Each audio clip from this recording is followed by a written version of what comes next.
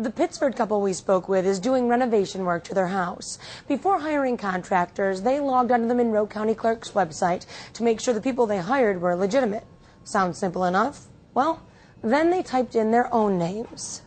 You know, you're listed here as a criminal, you know, with a criminal index number as a criminal. I was shocked. I was appalled to see that because you even had me in the arrest, book. Ed Camacho has arrested dozens of people, but he's never been arrested. He's a retired Rochester police investigator and Vietnam veteran.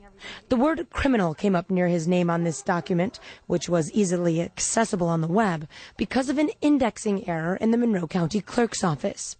Ed's wife, Shelley, immediately emailed the clerk's office when she found the error Saturday.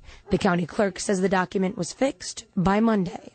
When we were notified of that situation, we immediately took care of it. Again, it's just like any other business that handles thousands and thousands of recordings a day and thousands of customers a day. There's no such thing as a perfect world, but I think we're seeing a pattern here of not some minor issues, major problems. The county clerk's office says it redacted thousands of online records that could have contained Social Security numbers earlier this year. DeNovo's challenger in the general election, Tom Hasman, says the first thing he would do if elected is audit online documents for errors. I like to think that I'd pay better attention to the details, make sure that there's kind of checks and balances before files are uploaded.